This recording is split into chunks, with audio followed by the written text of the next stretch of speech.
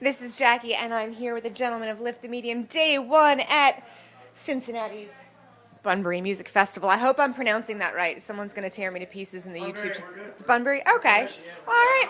How did your band come to play Bunbury?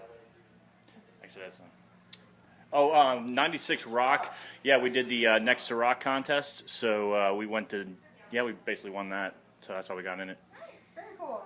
How has Ohio itself either inspired your work or your work ethic or just kind of your overall vibe? We've been in the scene in Cincinnati in particular for 20 plus years. Indy, LJ himself, and Joey from a little bit northern Ohio or western. But, we've been motivated by bands we played in for a while. My brother and I have been playing forever in bands. And we've kind of hit a niche here, and we've kind of learned a lot as far as between what's important between songwriting and what's important between the business, and trying to have a good balance between all of it. As far as Ohio, we're really good friends with Walk the Moon, and we know those guys, and we kind of got in touch with how they move forward, how they progress, and where can we become, successful, so to say, in the market.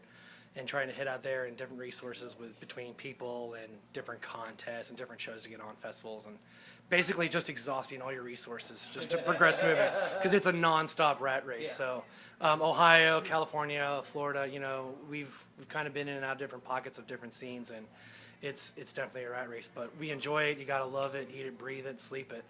But that's kind of it. You got to want it, basically. That's the best advice I could give as far as moving forward. No matter where you're from. Not everybody knows this, but Ohio is a pretty rich music state. The Rock and Roll Hall of Fame is up in Cleveland.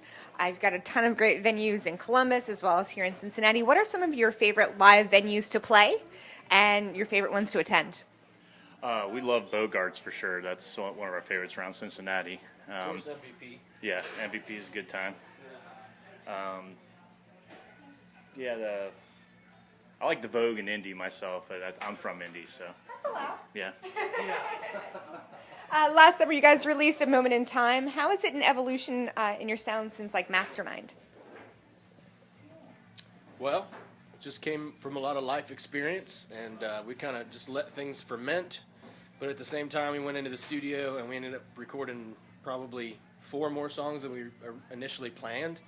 And each of us had different songs and different ideas that we had kind of in our heads, and then we would lay it down, and then we just kind of made it happen on this album. As opposed to the last album, we kind of worked it out a little bit more. Still learning each other as musicians, being our freshman effort, right. You know what I mean? So this is a lot more enriching for us. It's a lot more encompassing of who we are, and I think it's a lot more spiritual in a sense, even musically speaking.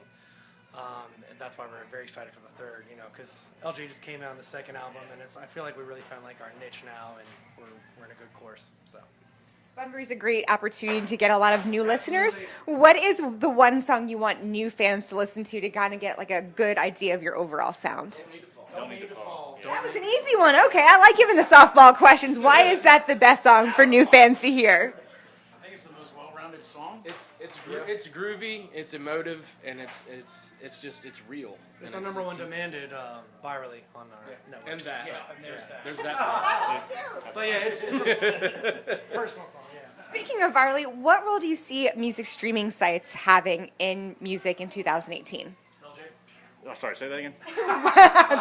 That was nice. I saw that. What role do you see music streaming sites having in 2018? Well, thankfully, Congress finally passed the revamping of everything, so I think we're going to have basically where there's enough money coming out of streaming. It's the future. Album sales are going to keep going down. If you can't push streaming sites, you're not going anywhere. And luckily, they're revamping things, so it's going to be able to make money for musicians, because right now, streaming sites don't really turn over a lot. But yeah, if you can't push it on streaming sites, you're not going anywhere. The element, streaming, on the go, on your mobile device.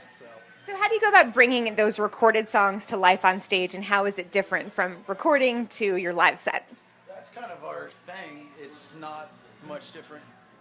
We try not to write anything that's not too hard to pull off without a computer, and we like to stick with, amplifiers and harmonies and that old school rock and roll, soul kind of thing going on where, 4 dudes jamming out, sweating their asses off, singing and just rocking. And we, having said that, we do want to experiment and get into some different sounds and some textures, and there's nothing wrong with that.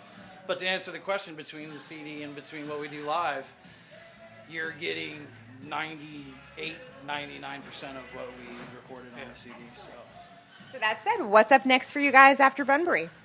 Video and new music and. And we also do a Chris Cornell tribute. Thank you. It's a Lift the Medium tributes Chris Cornell. Performs Chris Cornell from Audio Slave to Temple the Dog to the amazing Soundgarden stuff. And then we're actually doing August 25th 25th at Mercury Ballroom. at Mercury Ballroom. And that should be really, really fun. It's a really cool place. Almost sold out, so get your tickets. Yep. Yes, very nice. Well, stay tuned for much more from Lift the Medium. This is Jackie. Thanks to Chorus FM and In the Key of Change. Thank you so much.